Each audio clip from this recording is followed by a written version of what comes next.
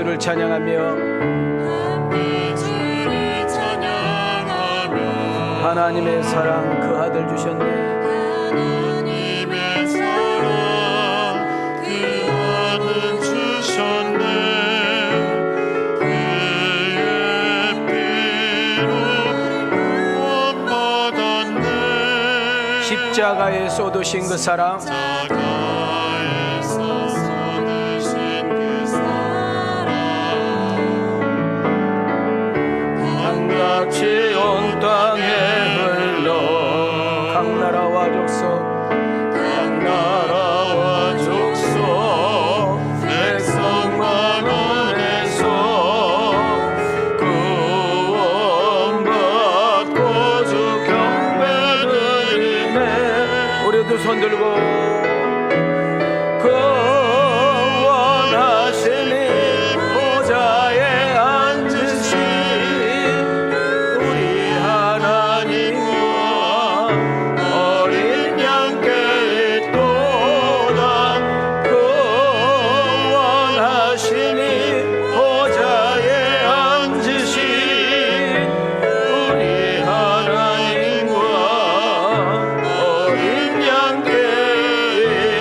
다시 한번 두 손 높이 들고 구원하시니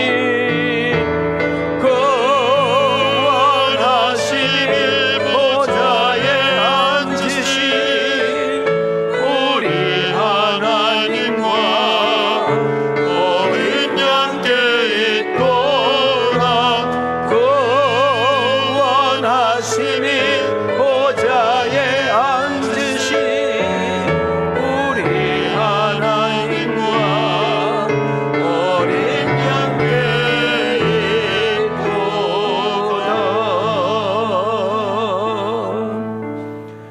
할렐루야.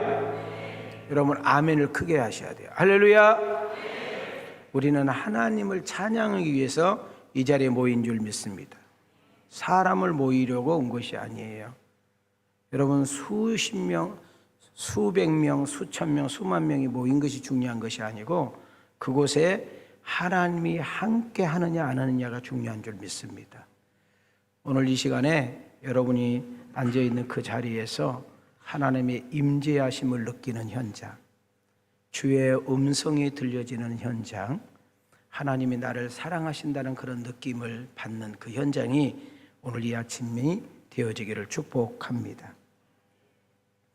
낙심하고 싶을 때, 좌절하고 싶을 때, 정말 인생을 포기하고 싶을 때 우리는 꼭 하나 놓치지 말아야 될 단어가 사랑한 사람이 있다. 자, 사랑은 관심이잖아요. 예, 사랑한 사람이 있다고 할 때는 절대 자살하지 않는데요. 여러분 인생이 힘들고 어렵고 벗아웃되고 싶을 때 나를 사랑하신 분이 계셔요. 나를 있는 모습 그대로 받아주시고 인정하신 분이 계셔요. 지금이라는 단어를 보지 않고 오늘이라는 단어로 보지 않고 하나님이 만져주시고 거쳐주시고 리모델링 하시고 기다려주시고 또 오래 참으셔서 여러분과 나의 그 한 가닥의 가능성과 희망을 보시고 오래 참으신 그 하나님의 사랑이 오늘 여러분과 나에게 이 자리에 있는 줄 믿습니다. 의로워서 이 자리에 있는 것이 아니라, 착해서 이 자리에 있는 것이 아니라, 거룩해서 이 자리에 있는 것이 아니라 우리는 수없이 넘어지고 수없이 자빠지고 수많은 생각과 입술과 마음과 말로 온갖 죄를 졌음에도 불구하고 주님은 가능성을 보시고 희망을 보시고 한가닥의 기대를 보시고 오늘 여러분과 나를 이 자리에 오게 하셨다 그 말입니다. 우리 찬양 가운데 우리 한번 가슴에 손을 대시고 이 찬양 기억나요? 내 모습 이대로 주 받아주세요. 노래하세요? 우리 한번 방송실 한번 좀 띄워줄래요?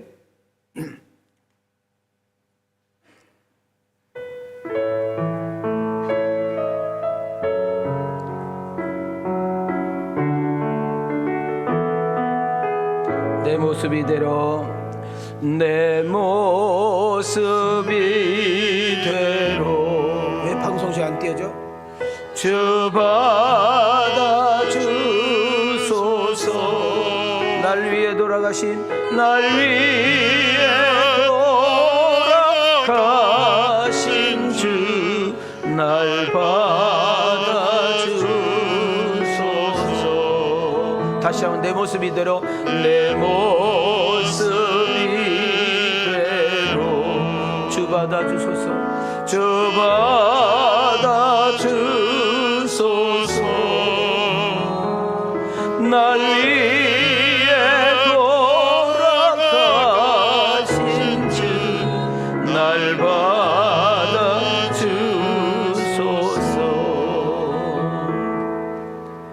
왜 우리 남을 함부로 말하고 함부로 정죄하고 남의 말하기 좋아하고 왜 그래요? 나를 잃어버리니까 그래요. 내 주제를 알고 내가 하나님 앞에 받은 사랑과 은혜가 얼마나 큰지 안다면 그 사람도 동일하게 그렇다고 기억하고 여러분들이 정말 긍휼히 여기는 마음과 자비의 마음을 가질 수 있는 그런 마음을 가지고 살아갈 때 내가 너그러워지고 넉넉해지고 그것이 곧 내가 사는 길이고 은혜로운 자리에 서 있는 은혜가 있는 줄 믿습니다.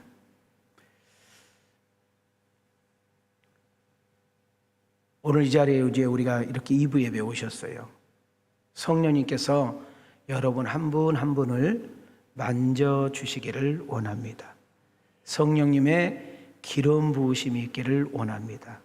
그래서 하나님의 사랑을 느끼는 자리, 또 하나님의 음성이 내게 들려지는 자리, 또 그 말씀이 내게 아멘하는 자리, 그런 자리가 되어지기를 축복합니다. 우리 한번 가슴에 손을 대시고 저를 따라합시다. 성령이여, 자기 이름을 댑니다. 윤민이를 위로와 격려로, 치유와 회복으로, 채움과 일으키심으로, 할렐루야. 이런 은혜가 우리에게 있기를 주의 이름으로 축복합니다. 자, 우리 한번 두 손을 이렇게 들으시고 좌우로 인사 한번 할까요? 하나님 사랑하니 신나고 행복하게 살아요. 자, 우리 앞뒤로 이렇게 인사해요. 하나님이 함께하니 당당하게 살아요. 다시 한번 옆 사람에게 이렇게 인사해봐요. 하나님 힘주시니 기죽지 말고 살아요. 자신을 향하여 축복합시다. 꼭 은혜 받고 주님 만나고 가리라. 여러분 혹시 집에 가셔서 시간 되면 올 2024년도 송구 영신 예배부터 지금까지 11번 설교를 한번 보시기 바랍니다. 제가 연속 여러분들에게 소망과 위로와 격려의 메시지를 줬습니다.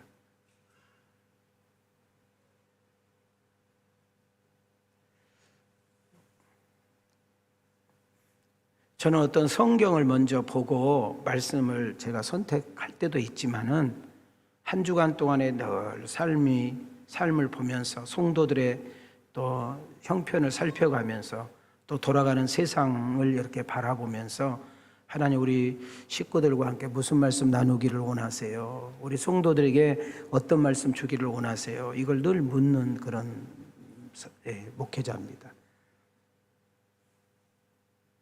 제가 여러분에게 이 학주에는 마가복음 설교를 하면서 예수님 말씀에 순종했던 제자들이 타고 가는 배, 곧바로 순종하면서 갔던 배, 그 배 안에 예수님이 계셨음에도 불구하고 큰 바람과 풍랑이 일어나 죽을 뻔한 사건 기억나세요? 예? 그러면서 내가 뭐라고 설교했을까요? 왜 두려워하고 무서워하십니까? 기억나세요? 그때 우리 주님께서 말씀 한마디로 풍랑과 바람을 잔잔케 할 때 그 마지막 절 제자들이 웅성웅성하면서 저분이 누구시길래, 도대체 이분이 누구시길래 바람도 풍랑도 순종하는고. 여러분 바람도 풍랑도 말씀 한마디로 순종케 하신 그분이 내 인생을 개입하기 시작하고 우리 문제를 개입하기 시작하고 남에게 들추기 싫어하고 들키기 싫어하는 그런 부분까지도 성령님께서 역사해 주시면 놀라운 일들이 우리 앞에 펼쳐질 것을 믿어지면 아멘. 오늘은 꿈에 대한 이야기를 잠깐 한번 해보려고 합니다. 뭐에 대한 이야기? 꿈, 비전에 대한 이야기를 좀 해볼까 해요. 인생이 힘들고 어렵습니까?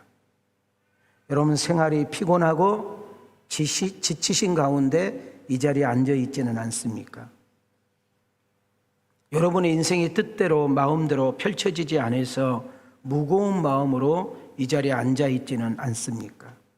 우리 눈에 보이는 정치와 경제들, 우리 귀에 들리는 문화와 학원 문제들, 주변에 일어난 크고 작은 사건이 나를 두렵게 하고 낙심하기도 하지요. 눈에 보이는 것들, 귀에 들리는 것들 또한 돌아가는 상황을 바라보게 되면 우리에게 꿈, 비전을 주기보다는 근심과 걱정이 되는 마음이 더 크기 때문에 오늘 여러분에게 꿈, 비전이라는 메시지를 좀 나누기를 원하는 것입니다. 우리 오늘 주제 한번 좀 띄워주시기 바랍니다.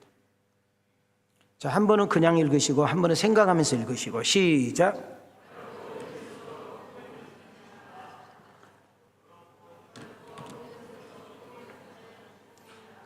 따라합시다. 어렵고 힘들수록 뭐를 품어요? 꿈을 품읍시다. 2024년도가 진짜 며칠 안 된 것 같은데 벌써 2달이 바람처럼 훌쩍 지나가 버렸습니다. 오늘이 벌써 3월 첫째 주일입니다. 소망과 희망과 비전이라는 단어가 내게 맞는 것보다는 그렇지 않는 경우가 참 많은 것 같습니다. 이때 우리 크리스찬들, 하나님을 경외하는 여러분과 나는 꿈, 비전을 가지고 살 때가 지금이라 이 말입니다. 자, 우리 한번 두 손을 들으시고 옆사람에 이렇게 인사 한번 합시다. 지금이야말로 꿈을 사야 될 때입니다. 자, 뒷사람에게 지금이야말로 비전을 품어야 될 때입니다. 이런 흑인들의 자유인권을 위해서 목숨을 걸었다가 암살을 당했던 미국의 흑인 목사님 한 분을 소개하려고 합니다. 마틴 루터 킹 목사입니다. 여러분, 나는 꿈이 있습니다 라고 대중들 앞에서 외쳤던 이분입니다. 흑인들이 짐승처럼 삽니다. 흑인들이 노예처럼 살아요. 백인들이 흑인을 아무리 때려도 말 한마디 못하고, 그리고 짐승처럼 죽여버려도 법에 걸리지 않는 이 비참한 모습을 보면서 성경을 읽으면 읽을수록, 하나님을 알면 알아갈수록 이것이 하나님 뜻이 아니라는 것을 알고 그는 평화, 평등, 인권을 강조하기 시작합니다. 그리고 그는 수많은 대중들 앞에서 이렇게 연설하기 시작합니다. 여러분, 나는 여러분들에게 꿈을 팔기를 원합니다. 우리는 언젠가 노예의 후손인 우리와 우리를 부리는 그 후손들이 형제애를 느끼며 식탁에서 차를 마시고 함께 식사하는 날을 꿈을 꿔봅니다.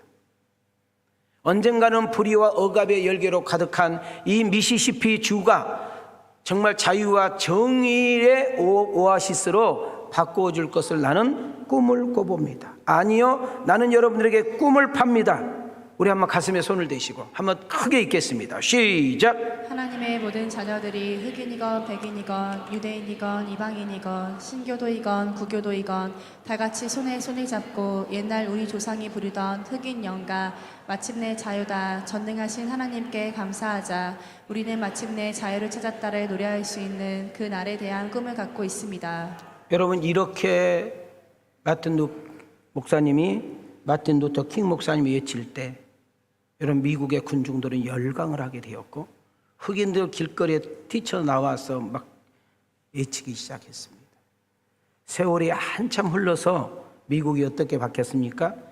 흑인이 정치, 문화, 방송, 앵커, 심지어 대통령, 오바마 흑인 대통령까지 배출하게 되어지는 그런 놀라운 일이 벌어지게 되었습니다. 그래서 지금도 그들은 노예를 해방했던 에브라함 링컨을 최고 존경을 하고, 그리고 그 흑인 해방을 위해서 앞장섰던 마틴 루터 킹 목사님을 존경하게 되는 것입니다. 우리는 엊그제가 3.1 운동이었습니다. 자, 우리나라 공휴일 절기가 몇 개 있죠. 지금부터 100년이 넘은 사건인데 우리가 꼭 굳이 기억해야 되나요? 여러분, 100년도 넘은 이 사건을, 그 아픈 사건 생각하면 마음이 상하고 기분이 안 좋은 이야기인데 꼭 우리가 이거 알아야 될 필요가 있나요? 빨리 잊어버려야 되는 거 아닌가요? 그런데 우리가 공휴일까지 정해가면서 3.1절을 우리가 지키고 기억하게 할까요? 3.1절이 뭐예요? 일제 36년 질밥힘, 힘이 없는 조선 땅, 약한 조선 땅, 끊임없는 애부의 침입을 받아서 여러분 비굴하게 느꼈던 이 나라, 짐승과 같이 취급받았던 이 민족, 실컷 농사 지어놓으면 다 빼앗아가 버리고 밥 한 덩어리도 제대로 먹지 못하는 이 조선 땅, 깨어있는 젊은이들이 이렇게는 살 수 없다. 우리가 사람이지 짐승이냐? 하루 살아도 인간답게 한번 살아보고 우리도 저 일본 놈들 몰아내고 자유와 평화와 평등 속에 한번 살아보자. 그렇게 하면서 길거리에 유관순 열사부터 시작하여 수많은 무명의 젊은이들이 길거리에 쏟아나와 태극기를 흔들게 되기 시작했습니다. 이유는 하나예요. 사람답게 인간답게 살아보고자 하는 운동이었던 것입니다.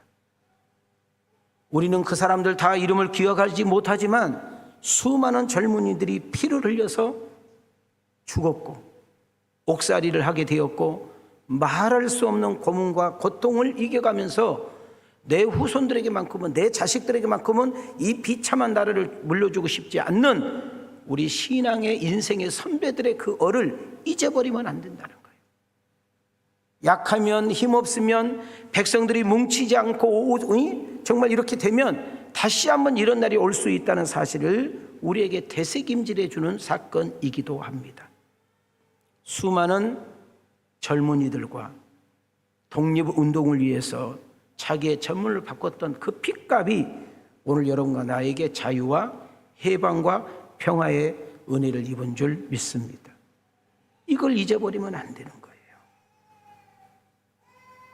3.1절 때 가장 나라를 위해서 앞장서고 이 나라를 살려보겠다고 정말 애썼던 분들이 크리스찬들이었단 말이죠. 밥 세 끼 먹고 사는데 등 따뜻다고 그냥 있지 마시고, 적어도 여러분들이 하나님을 믿는 크리스찬이라면 이 나라 이 민족을 바라보면서, 정치인들을 바라보면서, 이 세상 돌아가는 꼴을 바라보면서 적어도 울 줄 알고 나라와 민족을 위해서 울 줄 아는 그런 참 크리스찬들이 많아지기를 주님의 이름으로 축원합니다. 여러분에게는 꿈이 있는지요? 꿈이 있다면 여러분들은 어떤 꿈을 꾸고 사는지요? 여러분들은 그 꿈을 향하여 도전하고 또 도전하고 있는지요? 아니면 여러 가지 핑계와 이유를 대면서 여러분 가졌던 그 꿈을 포기해버리고, 혹시라도 여러분 잘 보세요. 정말 집채만한 코끼리도요, 죽은 코끼리는 물결 따라 흘러가요. 그러나 작은 송사리 한 마리는요, 살아있는 송사리는 살아보기 위해서 물줄기를 차고 치고 올라가는 것을 볼 수 있어요. 죽은 크리스찬, 여러분 정말 그냥 이래도 살아도 저래도 살아도 그냥 겨우 밥이나 먹고 사는 크리스찬들이 수천 명 수만 명 모이는 교회에 무슨 의미가 있겠어요? 살아서 가슴에 품고 나라와 민족과 온 세계 복음화를 위해서 정말 가슴에 품고 울부짖으면서 뭔가 몸부림치는 성도 한 명 한 명이 있을 때 그 교회는 희망이 있고 그 나라는 희망이 있고 그 가정은 희망이 있는 줄 믿습니다. 우리 크리스찬들은 꿈을 꿔야 하는 것입니다. 특히 하나님을 경외하는 사람의 특징은 꿈, 비전을 가슴에 새겨야 하는 것입니다. 나라에 희망이 없을 때, 나라가 절망할 때, 왕이 타락하고 여러분 대신들과 정치인들이 완전히 타락하여 우상을 섬기고 정의가 사라지고 불법이 성행하며 온갖 죄가 무성할 때 하나님은 시퍼런 칼을 딱 들고 그들을 치려고 딱 스탠바이 하고 있습니다. 그때 요엘 선지자를 통하여 하나님 이 말씀을 선포하게 하셨습니다. 자, 우리 한번 두 손을 이렇게 들으시고, 자, 손을 내리시고, 자, 두 손을 들으시고 집중하시라는 거예요. 시작. 그 후에 내가 내 영을 만민에게 부어주리니 너희 자녀들이 장례를 말할 것이며 너희 늙은이는 꿈을 꾸며 너희 젊은이는 이상을 볼 것이며 하나님이 말씀하시기를 말세에 내가 내 영을 모든 육체에 부어주리니 너희의 자녀들은 예언할 것이요 너희의 젊은이들은 환상을 보고 너희의 늙은이들은 꿈을 꾸리라. 자, 이 요엘서 2장과 사도행전 2장을 잘 매치해 보세요. 여러분, 요엘서 2장과 사도행전 2장의 어간의 거리가 기간이 적어도 700~800년 전 사이입니다. 자, 몇 년 차이가 나요? 700년에서 800년 정도 차이가 나요. 우리는 단 며칠 만의 이야기도 잊어버리고 기억하지 못하고 자기가 불리하게 되면 생각 안 난다고 하고 모르쇠로 가잖아요. 우리 하나님 보세요. 700년 전에 800년 전에 선지자를 통해서 말씀하셨던 것을 여러분 사도행전 2장 마가다락방에 성령이 임하게 될 때 이와 같은 역사가 일어난 줄 믿습니다. 하나님의 영이 만민에게 부어주리니, 오늘 이 예배를 드리는 동안 하나님의 영이 여러분에게 부어지기를 주의 이름으로 축원합니다. 그렇게 되면 어떻게 돼요? 늙은이가 꿈을 꾸게 되고 젊은이들이 이상을 보게 된다는 거예요. 사도행전 2장 17절 다시 한번 보세요. 하나님이 말씀하시긴 말세에 내가 모든 영을 육체에게 부어주리니 너희 자녀들은 뭐 할 것이요? 예언할 것이요 너희 젊은이들은 뭐를 보고? 환상을 보고 너희 늙은이 뭐를 꾸리라? 할렐루야. 나는 우리 왕성교를 출입하는 여러분들에게 이와 같은 역사가 있기를 주의 이름으로 축원합니다. 따라합시다. 하나님의 사람은, 성령의 사람은 옆 사람 보고 꿈을 꾸는 사람입니다. 하나님은 말씀하셨으면 반드시 지키는 줄 믿습니다. 하나님은 말씀하시면 이루시고 성취할 수 있는 능력이 여러분과 나에게 있는 줄 믿습니다. 우리 찬양 가운데 마지막 날에 찬양하시죠. 자, 우리 방송실 3부 때도 좀 준비해 주시고, 자, 우리 한 박수 치면서.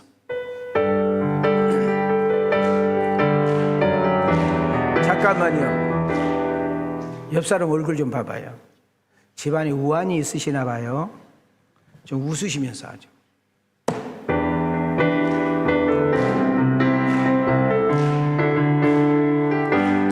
마지막 날에, 마지막 날에 내가 나의 영으로 내가 나의 영으로 모든 백성에게 부어주리라.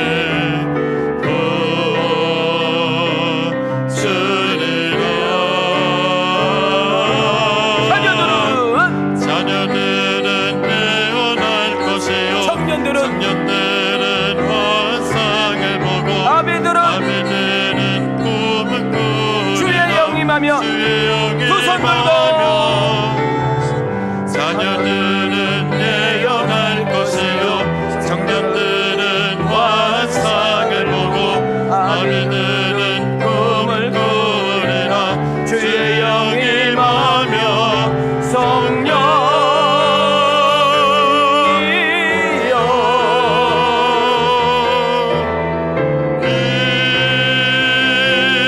임하소서. 성령이여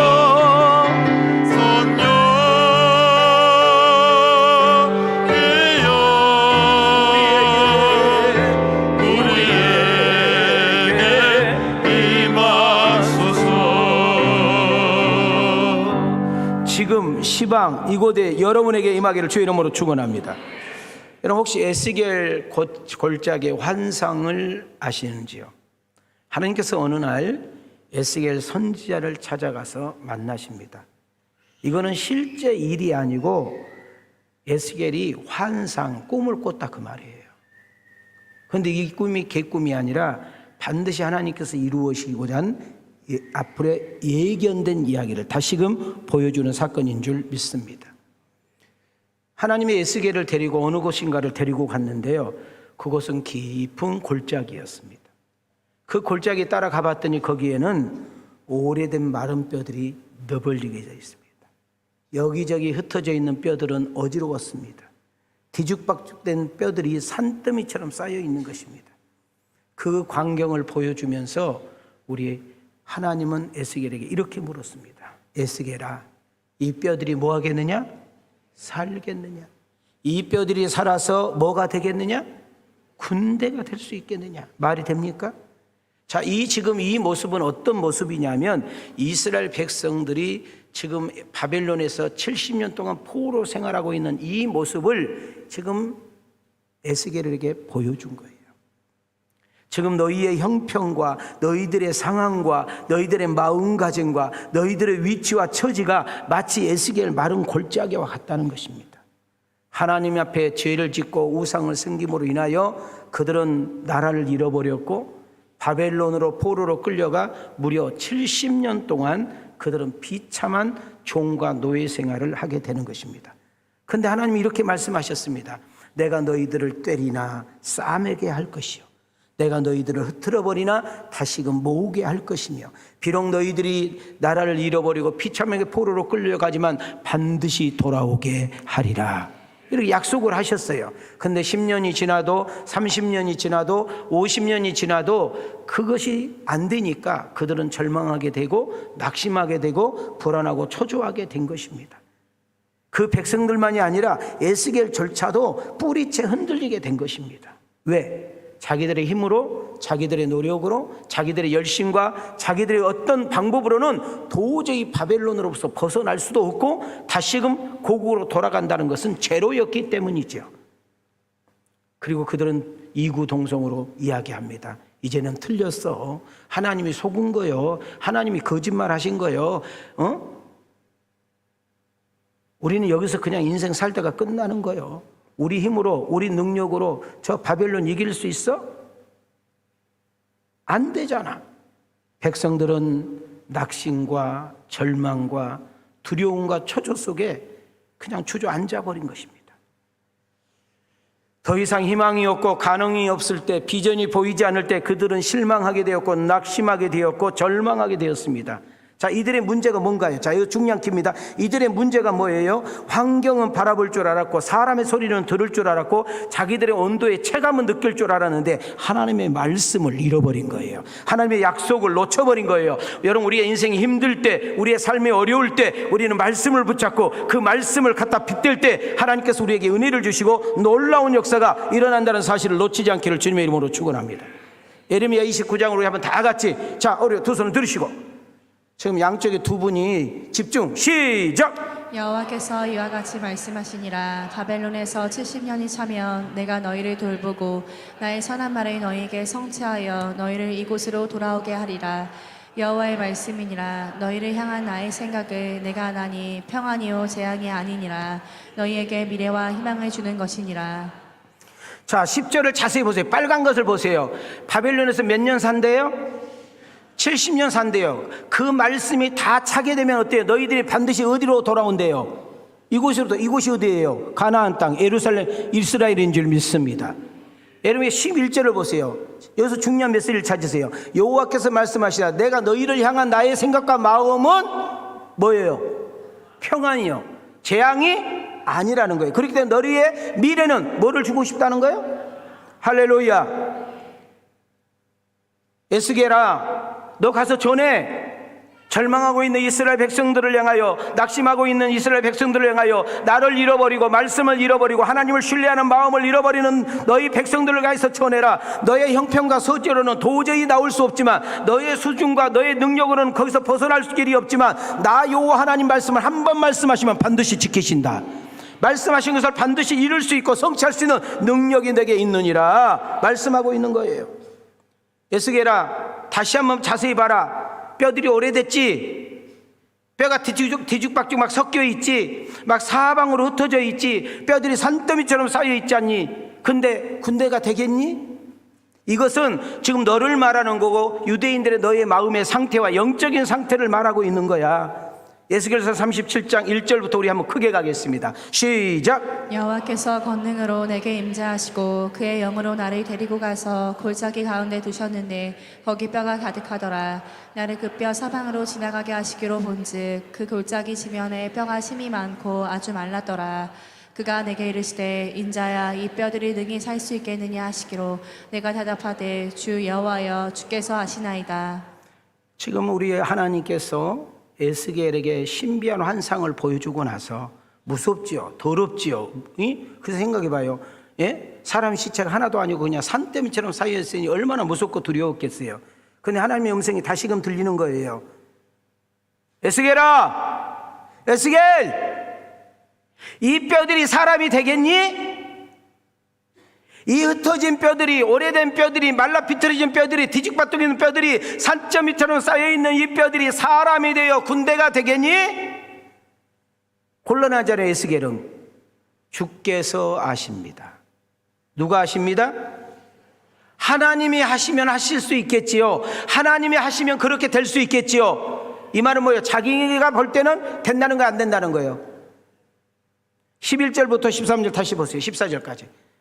자, 말씀을 읽으실 때 역사가 일어날 줄 믿습니다. 시작. 또 내게 이르시되 인자야 이 뼈들은 이스라엘 온 족속이라. 그들이 이르기를 우리의 뼈들이 말랐고 우리의 소망이 없어졌으니 우리는 다 멸절되었다 하느니라.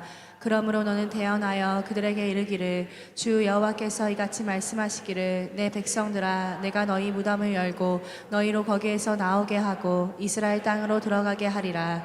내 백성들아 내가 너희 무덤을 열고 너희로 거기에서 나오게 한즉 너희는 내가 여호와인 줄을 알리라. 내가 또 내 영을 너희 속에 두어 너희가 살아나게 하고 내가 또 너희를 너희 고국 땅에 두리니 나 여호와가 이 일을 말하고 이룬 줄을 너희가 알리라. 여호와의 말씀이니라. 자, 11절 보세요. 11절. 하나님께서 지금 현재 에스겔을 부르요. 인자야, 이 뼈들은 누구를 가리키고 있어 지금?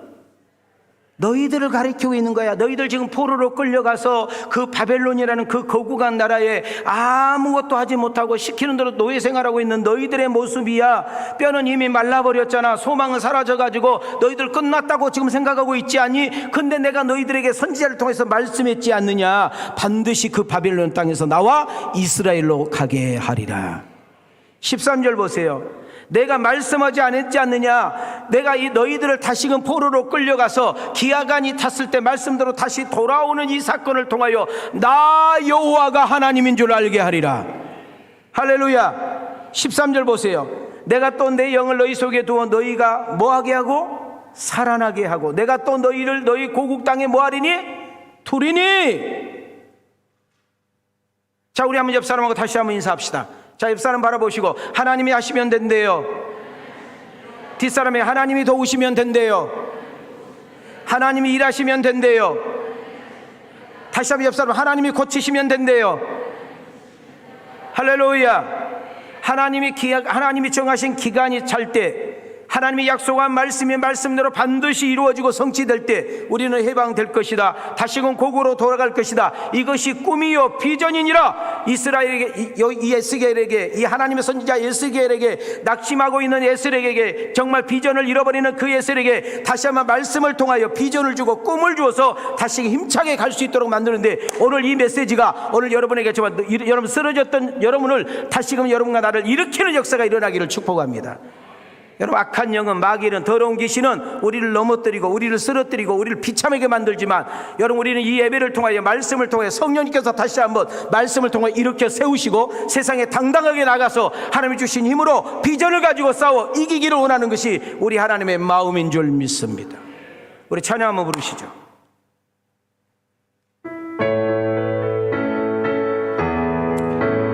지금 에스겔처럼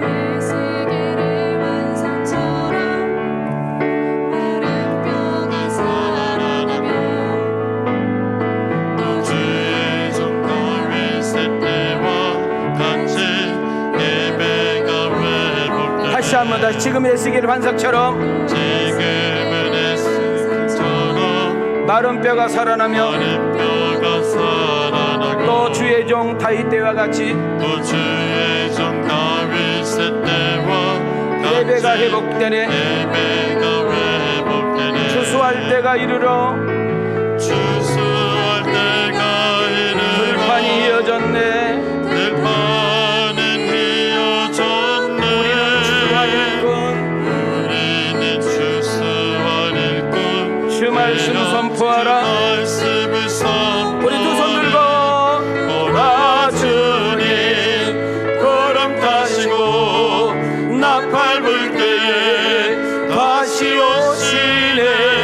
외치세 은혜니 수원에서 구원이. 보라 주님, 다시 한번 보라 주님. 보라 주님 구름 타시고 구름 타시고 다시 오시.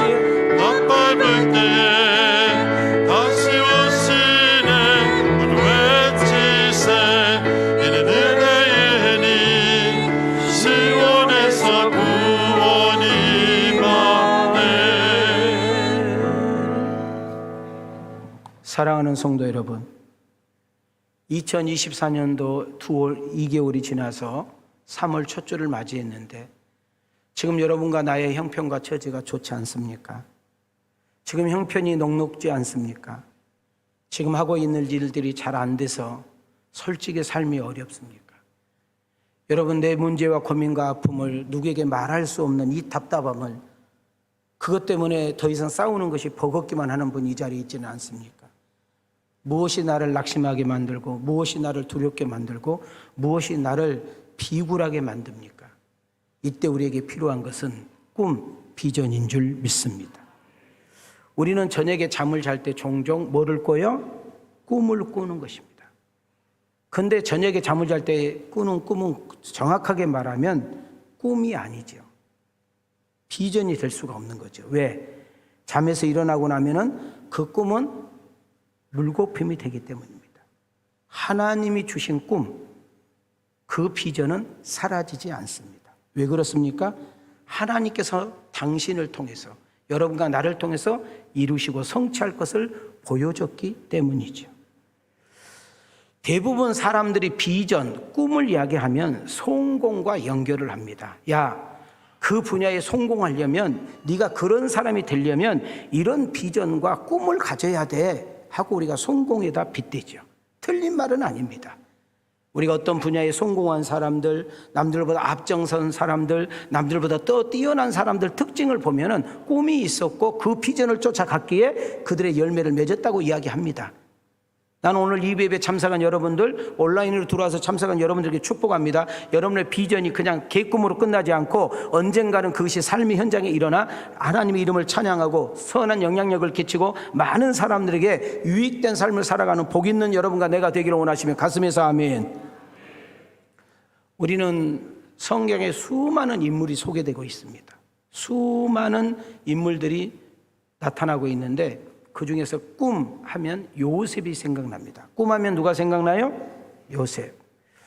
그런데 많은 사람들이 요셉을 국무총리, 성공한 사람으로, 그는 어마어마하게 돈이 많은 부자로만 생각을 하는 거예요. 그러나 하나님께서는 여러분, 요셉이 국무총리에 초점을 맞춘다든지 그가 어마어마하게 부자가 된 그 부에다가 초점을 맞춘 적 단 한 번도 없습니다. 여러분, 동생 형제간들에게 버림을 받았고 인신매매로 팔려서 정말 그 먼 타국까지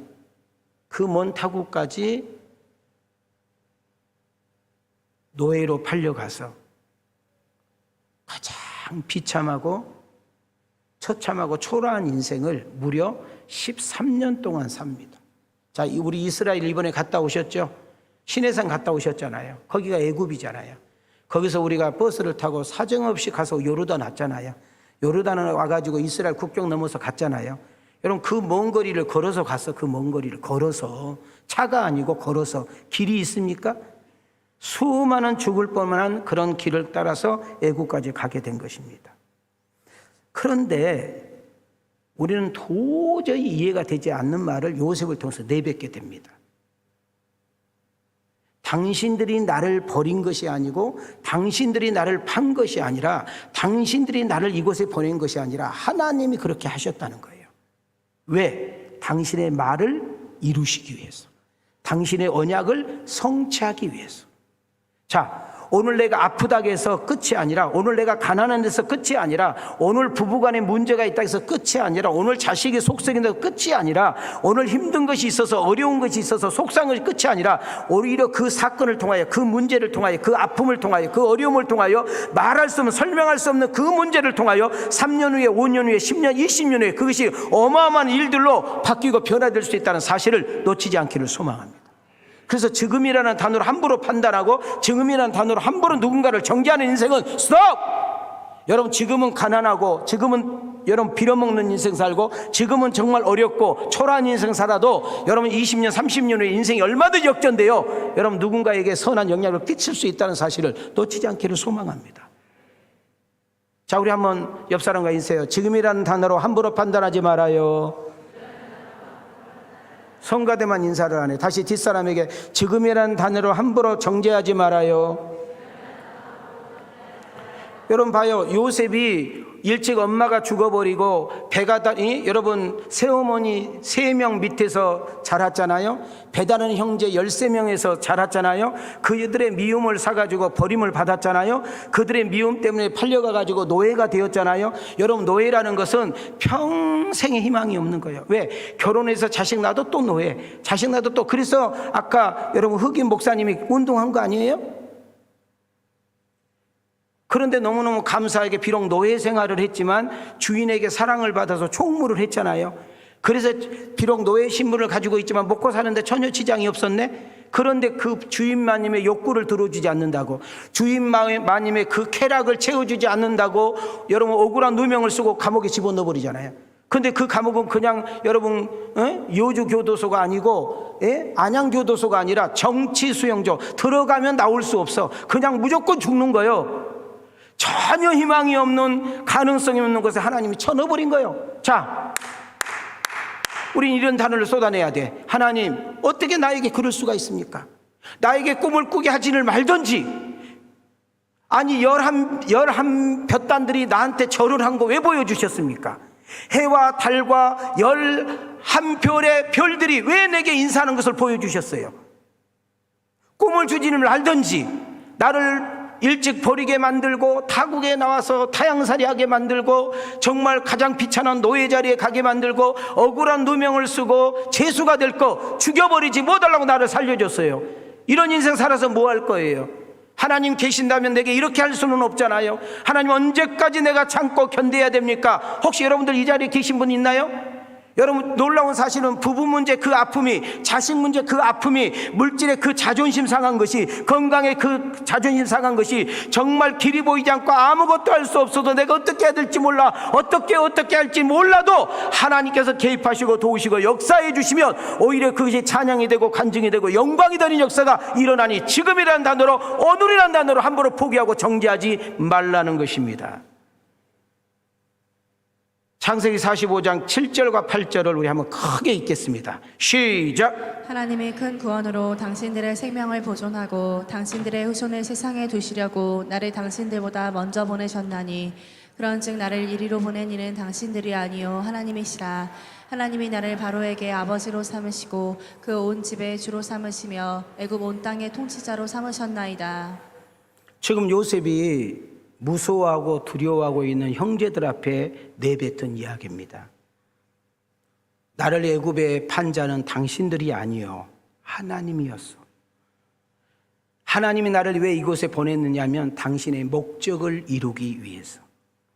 내가 성공한 이유, 내가 힘 있는 이유, 내 말 한마디면 애굽 땅이 모든 사람들이 내 호령에 다 머리를 숙일 수밖에 없는 그것은 나 요셉을 유명하게 하기 위해서, 나 요셉을 잘 먹고 잘 살기 위해서, 나 요셉을 유명하고 스타로 만들기 위해서가 아니요 내가 비록 형제들에게 버림을 받고 일찍 부모를 잃고 내가 고와 같이 살았고 내가 정말 종살이에서 더 이상 희망도 없었고, 그리고 주인마님의 욕구를 듣지 못해서 나는 죽을 자리에 갔음에도 불구하고 하나님 나를 거기서 끄집어내서 가장 밑바닥에 있는 나를 가장 높은 자리에, 가장 무명의 자리에서 가장 유명한 자리에, 가장 약한 나를 가장 강한 나라에, 그리고 가장 가난한 나를 가장 부유한 자리에 놓은 것은 나 요셉을 잘 먹고 잘 살기 위함이 아니라 당신의 뜻을 위해서, 하나님의 영광을 나타내기 위해서 이와 같이 나를 사용하고 있으니 당신들 걱정하지 마시오.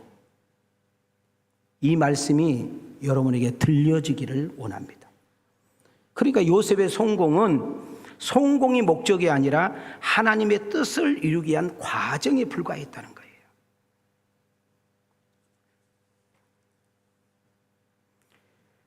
잠언 29장 18절로 한번 가보겠습니다. 시작. 묵시가 없으면 백성이 방자히 행하거니와 율법을 지키는 자는 복이 있으니라. 자, 여기서 묵시라는 말이 영어 성경 NIV로 가게 되면 비전이라는 말로 해석이 돼요. 그러니까 묵시는 뭐라고요? 그러니까 비전 따라 살지 않으면 살아요? 죽어요? 죽는다는 거예요. 야망이 노예가 되어 인생을 낭비하고 헛되게 살 거라는 거예요. 비전 따라 우리가 살아가게 되면 최후의 복이 이 땅에서 잘 사는 것도 있지만 영혼의 복, 하나님의 나라를 받는 역사가 일어난 줄 믿습니다. 오늘 2부 예배 참석하는 성도들 중에 온라인 속에서 이렇게 저한테 물어보니까, 목사님, 지금 당신께서 비전 설교를 그렇게 막 진짜 피를 토하는 심정으로 하고 있는데 도대체 나는 비전이 뭔지 모르겠어요 라고 하신 분, 정답, 정직한 사람이요. 여러분들은 열심히 살았지, 내가 인생을 왜 살아야 되는지, 왜 이렇게 살아야 되는지, 내가 왜 가게를 해야 되는지, 내가 왜 사업을 해야 되는지, 내가 왜 돈을 벌어야 되는지 정확한 목적과 정확한 비전이 없이 그냥 무조건 산 거예요. 나를 되돌아보고 나를 생각할 틈도 없이 그냥 달려만 온 거예요. 오늘 이 시간부터 하나님께 진지하게 물어보셔야 돼. 뭘 물어봐야 돼? 두 가지를 물어봐야 돼. 첫째, 하나님, 제가 어떻게 살기를 원합니까? 중요한 대답이에요. 하나님, 내가 어떻게 살기를 원합니까? 하나님, 저를 통해서 어떤 일을 하기를 원하십니까? 이것을 묻고 하나님이 여러분이 해답할 때까지 기다리셔야 돼. 때로는 길을 걷다가, 때로는 기도하다가, 때로는 예배를 드리다가, 때로는 일하는 현장에서 하나님께서 우리에게 생생하게 가르쳐 줄 줄 믿습니다. 이것을 우리는 영적인 고민이라고 그래요. 무슨 고민? 여러분, 적어도 우리가 크리스찬으로서 영적인 고민을 한 번도 해보지 않았다면 나는 진짜 크리스찬인가 한번 생각해 봐야 돼요. 나는 그냥 교회만 왔다 갔다 하는 종교인이 아닌가 한번 내 자신을 되돌아봐야 되는 거예요. 우리 크리스찬들은 어떤 인생을 살아야 될 것인가, X자 3단계를 통해서 우리 자신을 한번 되돌아봐야 돼요. 이 세상에는 많은 사람들이 살아가고 있는 것 같지만 세 종류의 사람으로 나누게 되는데, 첫 번째는 생존을 위해서 사는 사람. 생존. 무엇을 먹을까, 무엇을 마실까, 무엇을 입을까만을 위해서 사는 사람. 이런 사람들 특징은 하나님이 없는 사람, 하나님이 계시다고 안 믿는 사람들이 이렇게 살아. 그냥 하루하루 무의미하게 그냥 자기 만족하고 자기 쾌락을 느끼면 그냥 땡이야. 혹시 이런 단계에 있는 성도가 있습니까? 한 걸음 더 나갈게요. 석세스 레벨이라고 해가지고 성공만을 위해서 사는 사람. 따릅시다. 자기 성공. 자기 성공만을 위해서 일해. 내 성공을 위해서 일해. 내 성공을 위해서 결혼해. 내 성공을 위해서 사업해. 내 성공을 위해서 돈 벌어. 오직 성공에 포커스를 맞춰. 그러면 성공을 이루었을 때 이런 사람들 특징은 완전히 무너져 버려요. 여러분, 뉴스의 갖가지 사건, 사고, 뉴스가 다 여기에 문제가 있는 거예요. 내가 왜 돈을 벌어야 되는지, 내가 왜 열심히 살아야 되는지, 내가 왜 가정을 이루어야 되는지, 자녀 교육을 내가 왜 이렇게 시켜야 되는지, 내가 왜 이런 직장에서 일을 해야 되는지, 이것이 정확하게 정돈되지 아니하면 어느 순간 그것이 이루어지고 성취될 때 여러분 그 다음은 없기 때문에 그냥 무너져버린 역사가 일어나는 거예요. 삶의 목적과 의식이 정확하지 않는 단계. 그러나 우리는 세 번째로 가야 돼요. 시그피니 커터라는 레벨이라는 단어인데 따라합시다. 사명. 여러분, 의미를 깨닫고 살아가는 겁니다. 여러분, 사명을 가지고 하나님이 주신 비전을 따라 살아가는 삶을 말하고 있는 것입니다. 하나님께서 요셉에게 두 가지 꿈을 줬었잖아요. 첫째는 어느 날 꿈을 꿨는데 11볕단이 자기 볕단한테 인사하는 거. 두 번째는 해와 달과 별 11별이 자기에게 인사하는 거. 기억나세요? 이 두 가지 꿈을 꿨어요. 그런데 요셉은 그 꿈과 전혀 상관없이 형제간들에게 버림을 당하고 배신을 당하고 인신매매로 팔리잖아요. 그리고 족장이라면 그 지역의 왕이란 말이에요. 그 지역의 대통령 아들이 느닷없이 제수가 되고 노예가 되는 가장 신분이 낮아지는 자리로 여러분 나락으로 떨어지잖아요. 억울한 누명을 쓰고 감옥에 들어가서 더 이상 희망과 길이 없는 그런 상황에 놓여 있을 때도 불구하고 요셉이 포기하지 않는 이유, 그의 인생이 끝자락에서 나불거렸지만 끝까지 그가 버텨낼 수 있는 이유 중에 하나는 비전, 하나님이 주셨던 그 꿈을 가슴에 새긴 줄 믿습니다. 이 세상에는 성공이 두 가지 성공이 있는데 신앙 안에서 성공과 세상 밖에 성공이 있습니다. 세상 성공은 자기가 열심히 일을 해서 돈 벌어가지고 먹고 사는 것으로 만족하는 그런 성공. 그러나 성경적인 성공은 하나님이 나를 축복하신 그 의미를 깨닫고, 우리 교회 표어를 보실래요? 그 받은 축복으로 영혼을 살려내고 교회를 세우고 나를 만나는 이웃들을 잘되게 하는 은혜와 축복의 통로로 사용되는 역사가 일어난 줄 믿습니다. 여러분, 삼중고의 어려움을 당한 여인 헬렌 켈레를 잘 알죠. 우리는 보지 못한 거 하나, 듣지 못한 거 하나, 말하지 못한 거 하나만 해도 불행한 사람인데, 이 여인은 세 가지 고충이 있었어요. 성공과 축복과는 거리가 먼 여인이죠. 가장 작고 볼품없는 여인 중에 하나입니다. 어떤 기자가 헬렌 켈렌에게 와서 물었습니다. 당신이 볼 때 제일 불쌍한 사람은 누구요? 라고 물었더니 그가 말한 말이 정말 의미심장한 말입니다. 눈이 있어도 뭐가 없는 사람? 멀쩡한 육체를 가지고 있고 힘이 있고 능력이 있고 사장이요 돈이 많고 유명한 사람이고 연예인이고 숱하고 힘 있는 정치인이라 할지라도 뭐가 없는 사람? 꿈이 없는 사람. 교회는 큰데 왜 교회가 무너져 버립니까? 교인 수가 많은데 왜 교회가 와르르 무너집니까? 비전이 없기 때문에. 여러분, 교회를 세우는 이유, 교회를 출입하는 이유, 내가 다시 한번 이야기하면 내가 왜 돈을 벌어야 되는지, 내가 왜 열심히 살아야 되는지, 내가 왜 가정을 가져야 되는지, 내가 왜 자식을 이렇게 키워야 되는지, 내가 왜 오늘도 열심히 나가서 일을 해야 되는지, 그 이유와 목적이 모를 때는 우리는 방탕하게 되고 타락이라는 늪에, 그런 덫에 깔려가지고 호적거리는 인생으로 끝나버린다, 그 말입니다.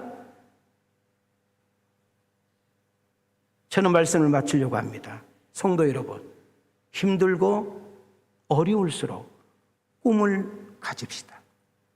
꿈을 품읍시다.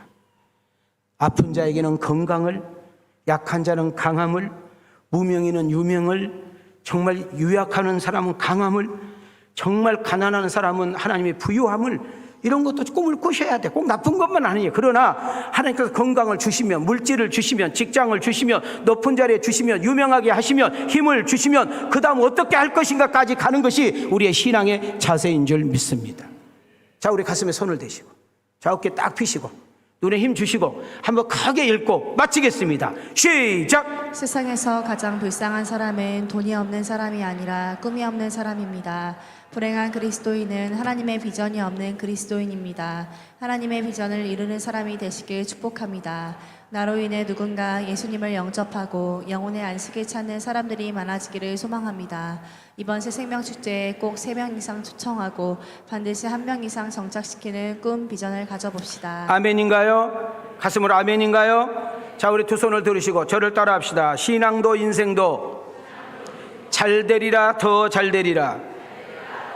좋아지리라, 더 좋아지리라. 잘 믿으리라, 더 잘 믿으리라. 행복하리라, 더 행복하리라.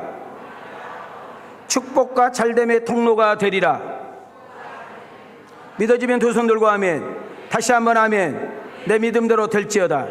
여러분, 힘들고 어려울수록 꿈을 가지세요. 인생이 내 뜻대로 되지 않을 때 비전을 품으세요. 그리고 누군가를 잘되게 하고 누군가를 세우고 누군가를 주께로 돌아오게 하는 일에 꿈을 꾸며 살아가는 복 있는 여러분과 내가 되어지기를 주님의 이름으로 축원합니다. 하나님, 나를 만나는 이들마다, 나와 함께 교제하는 사람들마다 나와 없어서 이제는 우리 주 예수 그리스도의 은혜와 우리 하나님의 만극하신 사랑과 성령님의 감동감화 내주 역사심의 연총이 오늘 귀한 말씀을 붙들고 그렇게 살고 그렇게 되겠다고 결단하며 나가는 아들과 딸들 머리 위에, 저들의 가정과 직장과 생업 위에, 우리 왕성교회와 강주시 대한민국 세계선교 위에 하나님의 은혜와 축복이 이제로부터 영원토록 계실지어다.